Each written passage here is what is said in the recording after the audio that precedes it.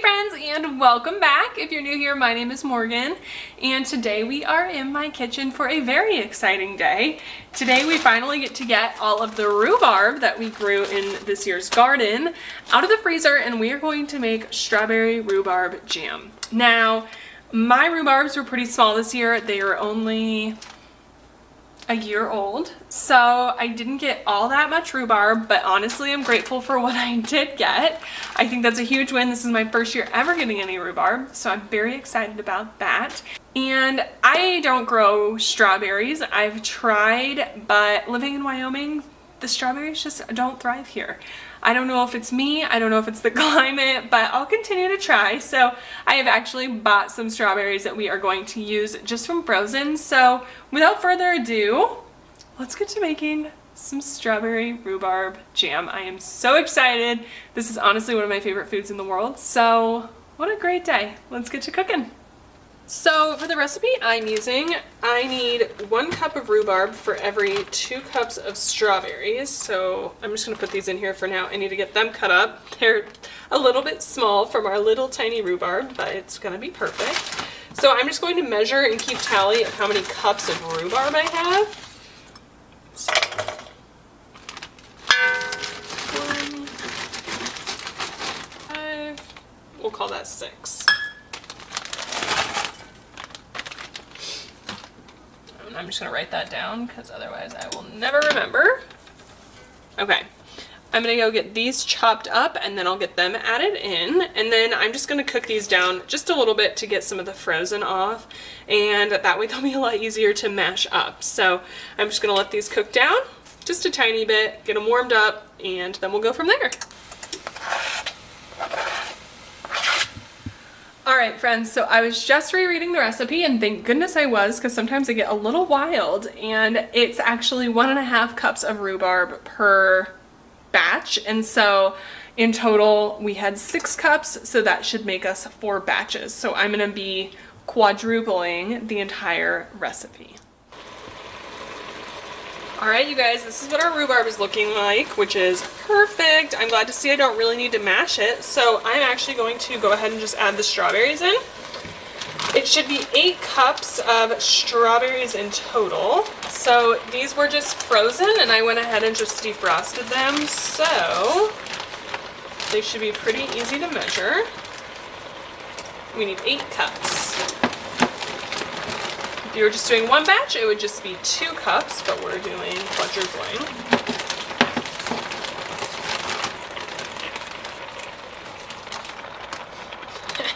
Sure. 8. Alright, I was a little generous on the strawberries, but I think that's going to be just fine. Alright, now let's just get that mixed in. And we're going to let that cook down just a little bit.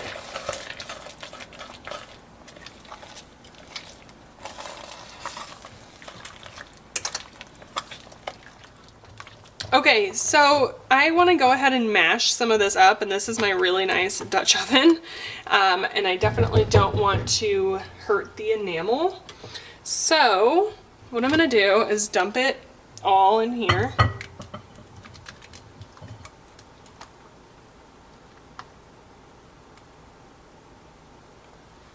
Perfect.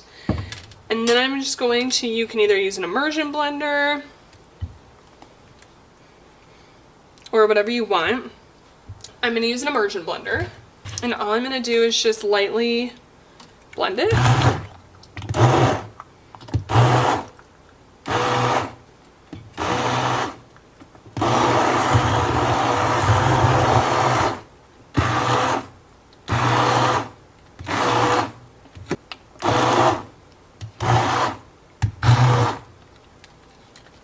That looks great.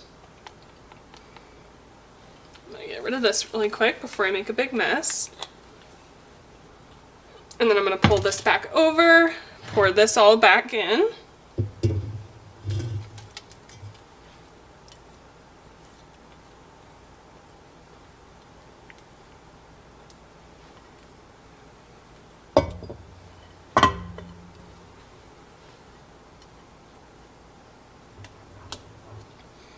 Excellent.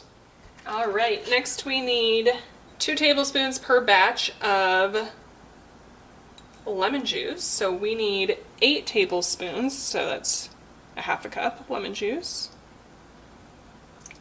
And I just use the Santa Cruz.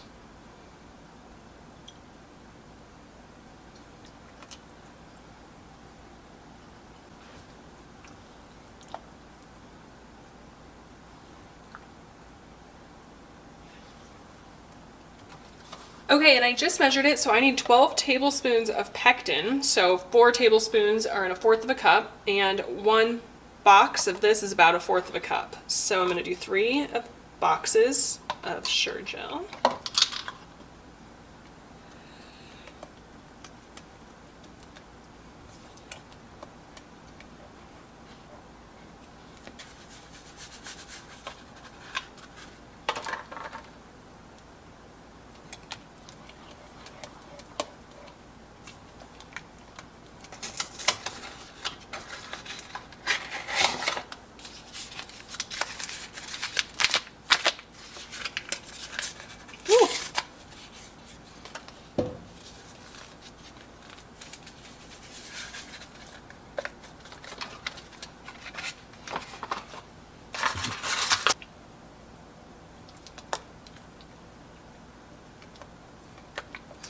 Perfect. So this is looking good. Before I turn the heat on and get this warming up, I'm actually going to get my jars started on here. I like to just sterilize them in the water bath canner. That way they are the appropriate temperature. So let's get those going.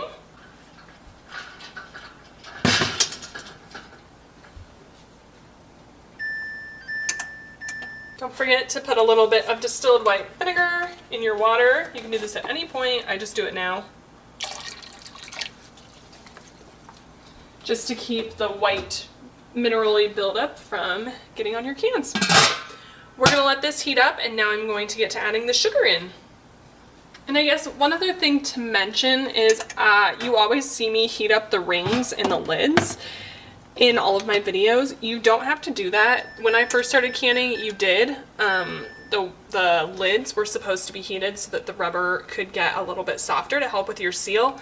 They don't make you do that anymore, the guidelines, but I'm one of those people where if it's not broke, don't fix it. I've been doing it like this and just keeping the lids in there the entire time I've ever been canning, and it works out well for me, so I continue to do it that way. All right, here I have 6 cups of sugar. I need 12 in total, so I figured let's dump the first half in and make sure it's gonna fit in here. Oh yeah. No one ever said jam was healthy, you guys. It's good for a reason. Okay, cool. So I think it'll fit, so I'm going to just stir that in a little bit just so it doesn't burn, and then I'm gonna get the heat going. Okay, and then the second half of our sugar.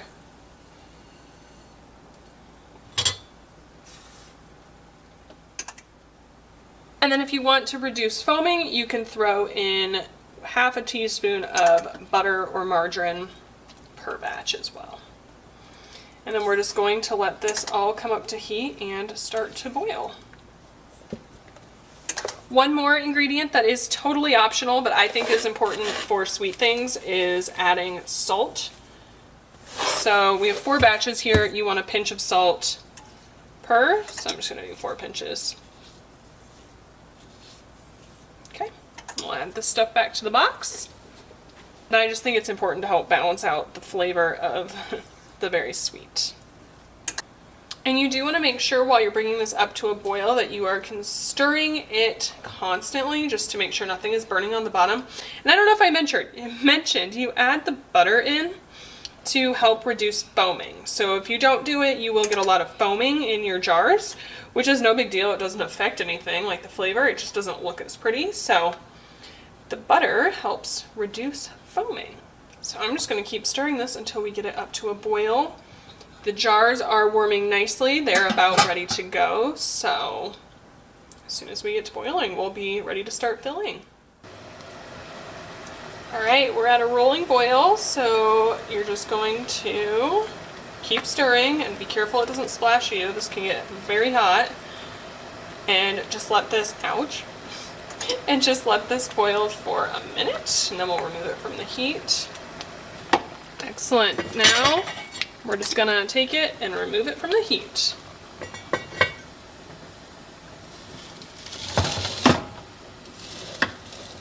If you want to just check it and make sure that it's going to set, all you have to do is just get a plate, put a little bit on there, stick this in the freezer for just a couple of minutes.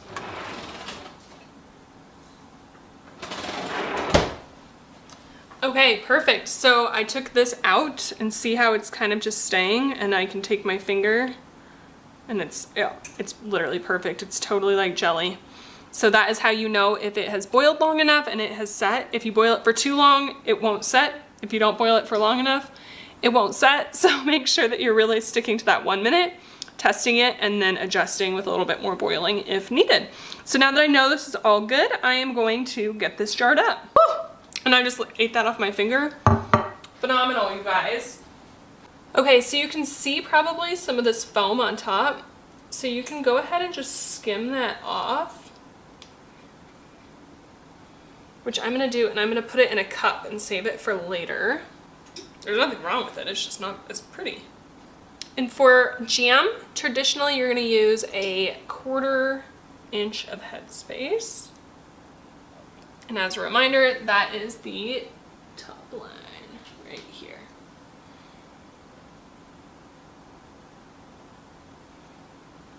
And then I just brought this debubbler out just so that I could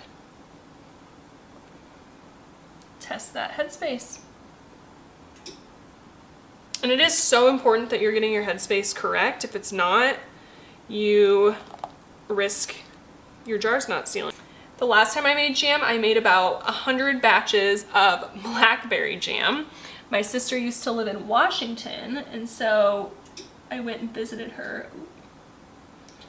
And we just went on the side of the highways and just picked as many raspberries as we literally could. We had gallons of blackberries. We had gallons of them. And so I think I made, like, I'm not kidding, 50 jars of blackberry jam. I still have a little bit downstairs, but it's starting to get low, so it's exciting to be able to can something new. All right, now this part is so important because I make messes and this is so sticky, but you want to just wipe the rims of any jelly we might have spilled along the way. I tell ya, jelly and jam making is a sticky, sticky job. So next I'm just gonna go put all of the lids on. All right, into the water bath canner we go. Water's going to go back onto a high heat, and in these go. Once these start to boil, you're going to process them for 10 minutes at low altitude. I am at 6,000 feet, so I'm going for 17 minutes.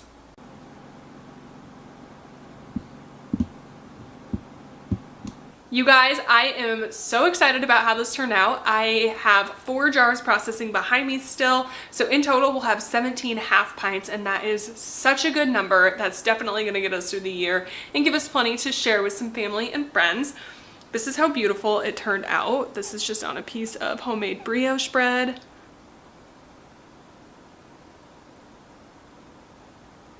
Look at how good that looks. Oh my gosh. I couldn't be more happy with it. I just want to thank you guys for coming and joining me and taking your time to come hang out with me. It seriously means the absolute world to me, and I hope you had as much fun watching as I did today in the kitchen. Definitely make sure you subscribe so you don't miss any other preservation videos or adventure videos. I will link some videos for you to go check out between now and my next upload, and I really just appreciate all of your support. Thank you guys so much for joining, and we'll catch you in the next one. Bye friends. Cheers.